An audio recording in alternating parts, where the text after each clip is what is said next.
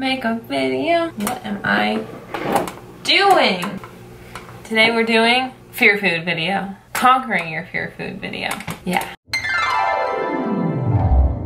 As many of you probably already know, one of the most common eating disorder behaviors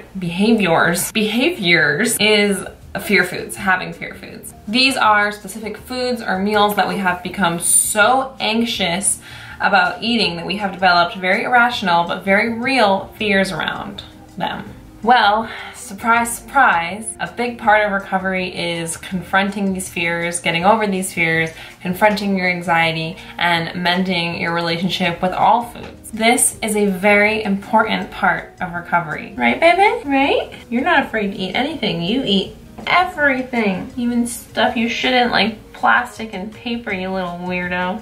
Now, knowing you have to do this and actually doing it are two very different things. But remember that exposure to a fear is supposed to raise your anxiety, and this heightened feeling of anxiety is a part of the exposure therapy. Over repeated exposures, the brain is retrained to learn that the situation or the food isn't actually scary and worthy of fear. With exposure, the brain readapts. Without exposure, avoiding the fear only perpetuates the fear and makes it worse. Some people might put this challenge off by thinking or saying that they're not in the right time or place or strong enough in their recovery to face these foods yet. However, this kind of creates a contradiction because the reality is you will only ever become less afraid by exposing yourself to the thing that you're afraid of. You can't recover from a restrictive eating disorder without challenging your food rule and fears. Cooking. Oh, whoops. So, you have to tackle your fear foods. Well, here is a few tips to get you started. Start by writing a list of your fear foods from least challenging to most challenging. A list is good because I find it's often very helpful to like visualize the task in front of you and have a better understanding of what you need to face and accomplish. And then it's a good idea to kind of scale it by like foods that are most intimidating to you to foods that are least intimidating to you, and then starting with the foods that are least intimidating to you. It's so scary waving this knife around. You know, it'll seem easier if you start with the stuff that you're less nervous about. Something I want to note is don't just have the food once and say, okay, I accomplished it, I don't have to eat it again.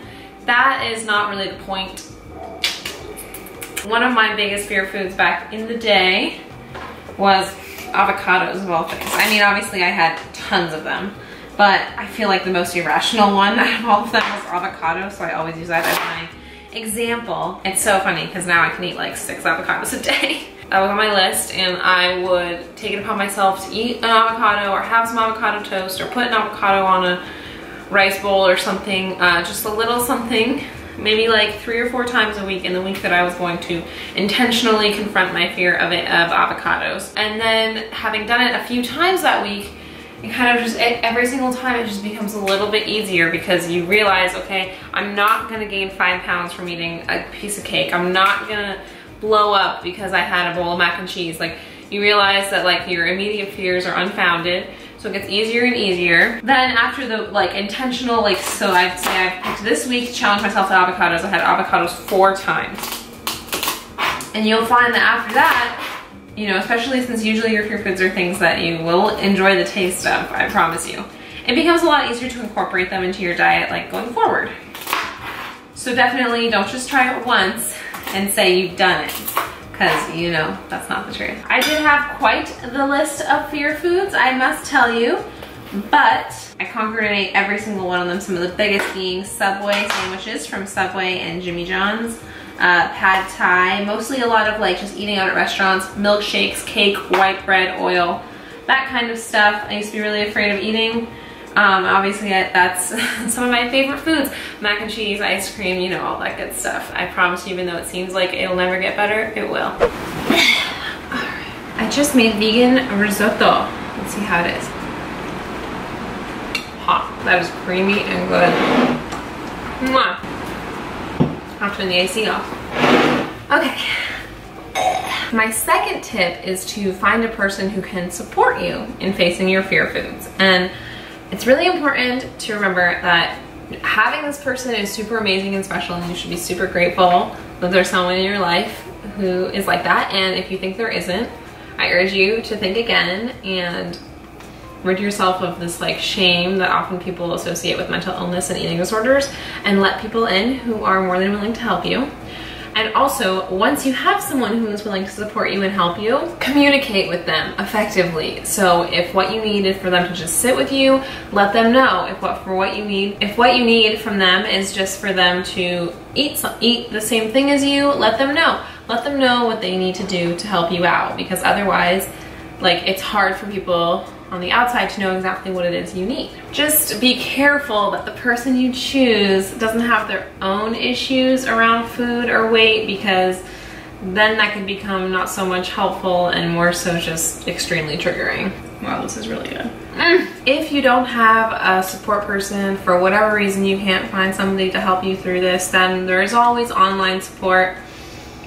I was on forums a lot, venting, watching videos like this, reading blog posts. There's a lot more now than there was when I was going through it, so you're kind of lucky in that regard.